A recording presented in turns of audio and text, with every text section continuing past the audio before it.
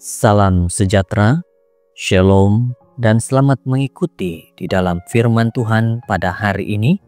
Semoga pelajaran ini yang akan sama-sama kita pelajari dan renungkan menjadi kekuatan bagi diri kita dan juga kehidupan harian kita. Mari pada waktu ini sama-sama kita untuk berdoa.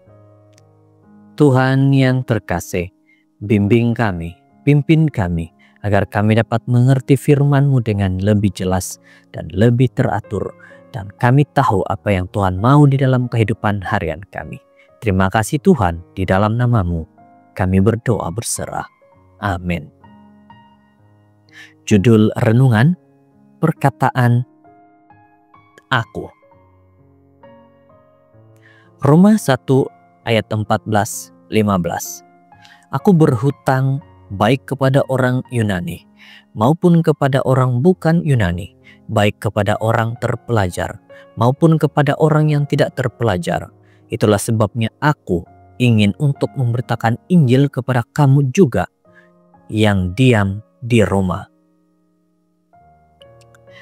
Roma 1 ayat 14 hingga 16 mengungkapkan 3 kenyataan pribadi yang kuat mengenai sikap mengambil berat Paulus untuk memberitakan Injil di Rom. Ayat 14, aku berhutang. Ayat 15, aku ingin. Ayat 16, aku yakin.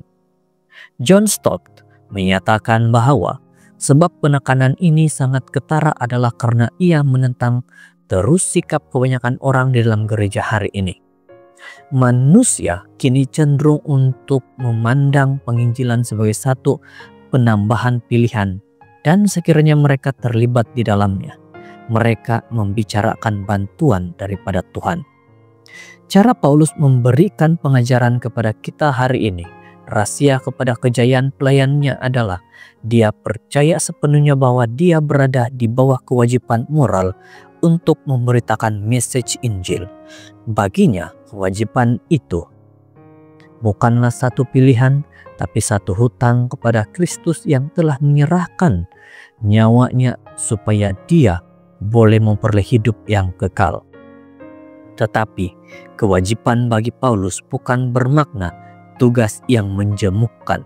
Malahan dia ingin untuk memberitakan Injil supaya orang lain boleh memahami kebenaran yang mana telah memberkati kehidupan pribadinya.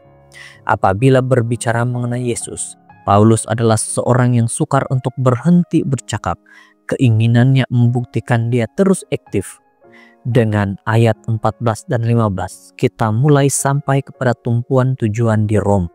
Pertama, ayat ini menyatakan bahwa message Paulus ditujukan buat orang-orang Yunani dan orang-orang bukan Yunani, yang terpelajar dan yang tidak terpelajar. Ringkasnya, dia mempunyai satu message bagi semua orang, kepada bangsa Yahudi, kepada bangsa-bangsa lain yang bijaksana dan terpelajar, dan kepada mereka yang kurang berpendidikan. Seperti yang bakal kita lihat, tujuan Paulus di Rom adalah penting bahwa kasih karunia dan belas kasihan Tuhan boleh dimiliki oleh semua orang. Paulus menerangkan dengan lebih lanjut idea itu di dalam Roma 1 ayat 16. Ide lain di dalam Roma 1 ayat 15 yang dikembangkan di dalam ayat 16 dan 17 adalah mengenai Injil. Kita perhatikan di dalam pengkajian kita bagi ayat ketiga bahwa ayat Injil amat sesuai diterjemahkan kepada kabar baik. Sebab bagi keinginan Paulus untuk memberitakan adalah karena dia menyadari bahwa kabar baik adalah lebih baik daripada boleh dibayangkan. Tidak dapat duduk diam, dia amat terdorong untuk memberitahu orang lain mengenai Yesus.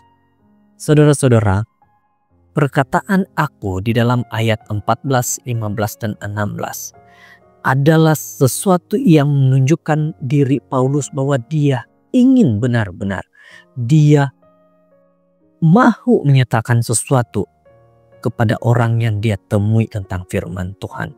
Jadi saat ini kita diajarkan serius di dalam menyatakan firman Tuhan kepada orang-orang yang kita temui pada waktu ini. Kita berdoa. Tuhan, terima kasih atas berkat-Mu, nasihat-Mu kepada kami. Kami dapat merasakan bagaimana Tuhan hadir di dalam kehidupan masing-masing kami. Terima kasih Tuhan, di dalam nama Yesus. Amin.